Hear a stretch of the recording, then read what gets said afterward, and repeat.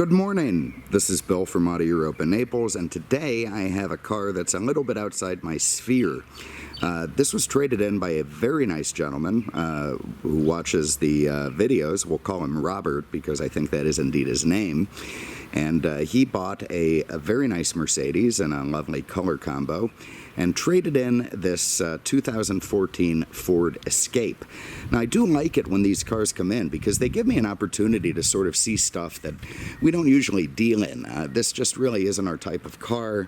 It's something that I usually don't get to ride around in or, see what Ford is doing at, different levels of the market. So it's been fun for me to sort of tool it around. I'm going to lead this off by telling you I really didn't do a lot of research on this. I didn't, study it too much. I just kind of hopped in with the keys, started living with it, and seeing what I thought of it. And I have to say I'm impressed. I mean, there's no doubt that over the last few years, cars have really gotten better. They've become, my earpiece is flipping out, I'm telling you. Anyway, cars have gotten better. I mean, there's no doubt that, a pedestrian car from the 2014s currently, whatever, is way better than a car from 20 years ago. In many ways, okay? I mean, there's arguments about that, but when it comes to something that's dependable, gas mileage, roomy, safe, good engineering, technology, there is no question that hopping in a late model car, you're going to find it easier to live with than an older car. There's just no way around that. This one's finished in a very attractive color combination, sort of a dark red metallic. It's got big 18-inch wheels. It's got twice pipes there. It's got the optional 2-liter EcoBoost engine, which, even not dealing in these cars, I do know a little about the EcoBoosts. Ford has built a pretty damn good engine there. Recently bought an F-150 for a buddy of mine that had the EcoBoost, and the not the same one as this, but still from the lineup, and a pretty incredible motor. Put out, it was equal or more torque than the Raptor of the same year, so pretty impressive turbocharged engines they're doing. Of course, it's all for gas mileage. It's all cafe standards and stuff, and if they had their choice, they'd probably still be doing big V8s, and frankly, I'd probably like them better, but anyway, they're making the best of a tough situation with what is going on here. Phone is flipping out. Okay, as you can see, it had a power liftgate, very nice feature. I also like that they've done this cargo area in you call it black, dark gray, whatever you want to call it. That keeps things cleaner than having tan back here, which would be insane. So thoughtful stuff from the Ford engineers there. You see I got my crap with me. Of course, those seats do fold down. Nice, give you a bit more cargo room. The thing has a decent tow capacity, like 2,000 pounds. Doesn't have a hitch or anything, but if you want one, you can definitely tow around a little boat or a jet ski or something. Anyway, to close it, press this guy. Down it comes, and of course that, as you can see from the display there, the height that it opens to is adjustable. And I like the taillights, the way they're shaped. I like the chrome trim here. You see the little camera for the backup guy. I like the contrasting bumper down low. I like the pinch thing that opens it. It's a nicely styled vehicle. And of course this is a global Ford, so these things are running around all over Europe and South America too. Those good-looking 17s with the Continentals. It's a great-looking wheel. Okay, here in the back seat, you can see very comfortable room for 3. You got lots of leg room. You go over to the other side because this cracks me up. All right, so it's this compartment here. Now, you might say it's a good place to hide your guns or drugs or, whatever you want to stick down there. But the truth is the state trooper is going to see that. I mean, he's going to want to look under there. So, hide your contraband somewhere else and, maybe put your, Holy Bible. It's something to send them off, throw off the scent. Your brochures for feeding the hungry or something. Then the guns, knives, drugs, they can be somewhere else. Anyway, nice fitting door panels. It is, again, this is not a, super expensive car, so they can't go overboard on the materials. But, for, plastic, they've done a really good job of making it tight, nice together, form-fitting. They've really assembled the car well. And that is something that these domestic automakers have gotten a lot better at. I mean, you go back to a Ford of the 1980s, all this crap would be falling off and peeling and looking terrible. So they have really upped their quality control over the last few decades. Got a rear wiper. Nice stuff. And of course, these things do fold down. I'm not going to do it now, but they do. We've got leather in there too. All right, I'll have a quick look under the hood, then we'll hop into the Starship Enterprise here. There's big fancy headlight assemblies, HIDs pointing the way. You got some fog lamps down low. Nice looking piano black and chrome trim all around. Very, very handsome looking car up front. They haven't put hood struts in it, so you do have to hold this heavy thing up unless you use the prop rod.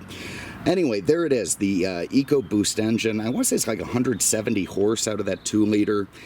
Pretty good torque rating as well. I'm going to have to look that up. I could be way off on the rating. But I'll tell you what, let's do that now. Anyway, that is an upgrade in this titanium version. Could have had the 1.6 turbo, but instead it did get the 2-liter. Got my phone going here. Try again, it says. All right, it does not like my thumbprint. All right, we're going to find out here. All right, what is the horsepower? Bear with me. Oh, it could be 231 horse. Let's see. All right, hold on. You see, I'm telling you, I got that wrong. Yeah, look at that, 231 horsepower in this thing out of that 2-liter. So that's a pretty peppy 4 for this car, and definitely moves it down the road well. The Lexus I just did earlier is a, luxury V8, and it has 288 horsepower. All right, you see Ford has had this thing for years, the little key codes. On the older cars, the code used to be written on the hinge. Let's see if it's still there. In the back. If you got an old town car and you got that key code and you don't know how to get it, just check out your trunk hinge. It's on the inside somewhere. And on this, I'm not immediately seeing it. All right, so they're not putting it on the hinges anymore. It's probably on the car somewhere, and we could find that, but who has the time? Anyway, with that key code thing, you can get in the car without the keys and, do whatever you need to do. It also has kind of a keyless entry thing. It senses the keys in my pocket and locks with that button and unlocks. Well, hopefully it unlocks. There we go. Okay, nice. There you see a power driver's seat, a lovely contrasting sort of charcoaly and tan interior combination. Looks very handsome. And look at this Batmobile dashboard. I mean, good Lord, have these things gotten fancier. That just doesn't look like the Ford dashes of my youth. Go look at an 89 4-cylinder Mustang, and it just ain't like that. Anyway, you got all your power window stuff. You got your titanium-looking door pulls and releases. Your lock and unlock. It looks like this has a memory seat, which is quite a nice luxury feature for a, economy crossover. And anyway, everything kind of just lovely. Now watch this when I fire it up. This thing puts on a light show. I mean, good Lord, is that designed to make the, the youthful generations go nuts. I'll get my seatbelt on and then we'll go through some stuff. Still not sold on this new camera, but it's, still going with it. All right, you've got these lovely gauges with the lit up needles, kind of cool. You got your 140 mile an hour speedo, you got your tach over there on the left, your fuel and your temp. It's all you need on the fly. You can do different information settings. There's 2 trip computers. You get your driver information there, system check, key info, so on and so forth. It's got 2 keys with it, and you can program them to individual drivers. So, one person gets in, it sets it the way they want it. Another person sets it the way they want it. Works out nice. Over here you've got automatic headlamps, lovely stuff, nice luxury feature. Multifunction steering wheel with leather wrap and little grippies where you want them. Your cruise control where you can get to it. Very good ergonomics in this. Just, everything sort of where you would expect expect it to be. Over here, this is, I think, Microsoft Sync infotainment stuff. This is the home screen. You can see you get your phone, your climate control, your entertainment.